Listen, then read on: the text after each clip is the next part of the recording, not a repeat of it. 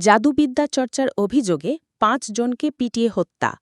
ভারতের বিহারে জাদুবিদ্যা চর্চার অভিযোগে এক পরিবারের ৫ সদস্যকে পিটিয়ে হত্যা করা হয়েছে। হত্যার পর মৃতদেহগুলোকে একটি পুকুরে ফেলে দেওয়া হয়। পুলিশ মঙ্গলবার এ তথ্যই নিশ্চিত করেছে। এতে সম্পৃক্ত ৩ জনকে গ্রেফতার করা হয়েছে। মৃতদের মধ্যে ৭৫ বছর বয়সী এক নারীও ছিলেন। এ খবর দিয়েছে বার্তা সংস্থা এএফপি। এতে বলা হয়েছে, মূল অভিযুক্ত বিশ্বাস করেন তার ছেলের মৃত্যুর জন্য ওই পরিবার দায়ী।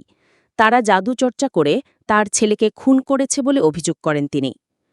অভিযুক্ত ও ভুক্তভোগী উভয়ই ভারতের বিহারের ওরাঁও উপজাতির সদস্য, যা দেশটির সবচেয়ে দরিদ্র রাজ্য এবং ১৩ কোটি মানুষের হিন্দু অধ্যুষিত অঞ্চল।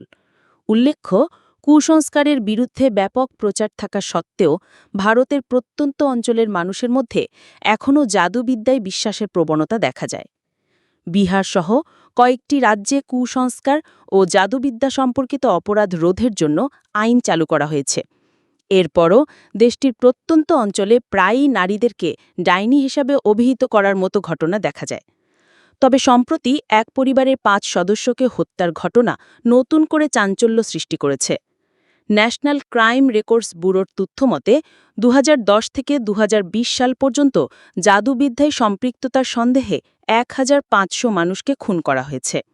এর মধ্যে বেশিরভাগই নারী। ভুক্তভোগীদের মধ্যে কেউ কেউ জাদুবিদ্যায় বিশ্বাস করলেও অনেক সময় হামলাকারীরা জমি ও সম্পত্তি বিষয়ক বিভিন্ন উদ্দেশ্য নিয়েও হামলা করে থাকে।